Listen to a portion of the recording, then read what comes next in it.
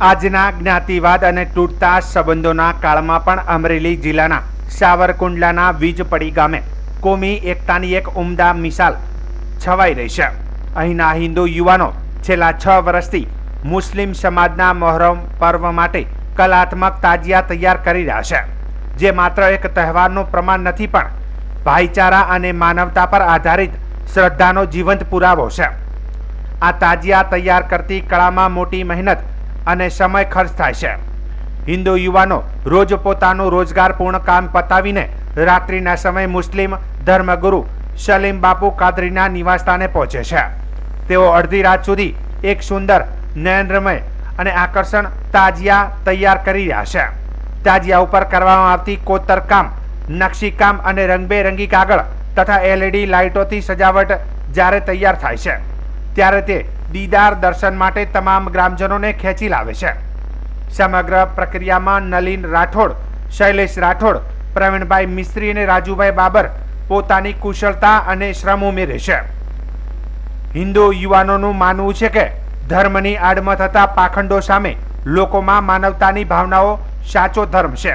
આ કળા ઉપરાંત તેણે કોમી એકતાના સંદેશને વિસ્તારવાનો પૂરજોશ પ્રયાસ કર્યો છે.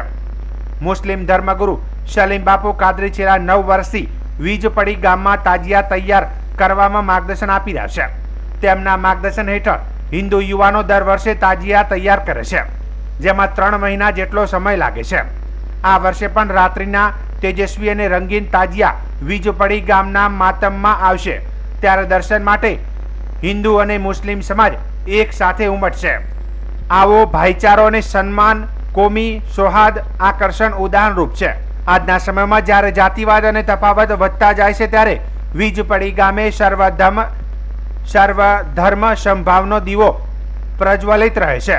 આજના કળિયુગમાં પણ આવા કર્મોથી માનવતા જીવંત રહે છે અને ભવિષ્યમાં પણ ભાઈચારાની આ મિસાલ સમસ્ત ગુજરાત માટે પ્રેરણા સ્ત્રોત બની રહેશે. વડીલ, તમારું નામ શું અને તમે જે તાજિયા બનાવો છો કેટલા વર્ષોથી બનાવો છો? આ પ્રેરણા ક્યાંથી મળી તમને? હું સાવરકુંડલા તાલુકાના વીજપડી ગામેથી નલિનભાઈ રાઠોડ અને આ 6 વર્ષથી હું તાજિયા બનાવું છું. મને આમાં બનાવવામાં મને શોખ છે કે મારે તાજિયા બનાવવા છે અને આ ગામની અંદર એકતા માટે હું આ બનાવવા આવું છું અને મને ગર્વ છે કે નહીં, ઇમામુસેન બાપનું મારે કામ કરવું છે. કેટલા પ્રેરણા કઈ રીતે મળી આ તમને? મને પ્રેરણા મળી બાપુ થકી કે બાપુ કે તમે તાજિયા બનાવો તો આપણે બનાવીએ અને બનાવો છો? હા, હું બનાવું છું. આખા તાજિયા તૈયાર થતા કેટલો સમય લાગે છે? 90 દિવસ લાગે. 3 મહિના? 3 મહિના લાગે.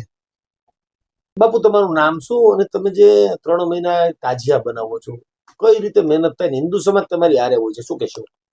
મારું નામ સૈયદ સલીમ જૈનુલ આબેદીન કાદરી. હું અહીંયા 9 વર્ષથી વીજપડી ગામના અંદર રહું છું અને મારા ભેગા હિન્દુ એકતાના માણસો આવે છે, મારા ભેગા કામ કરે છે.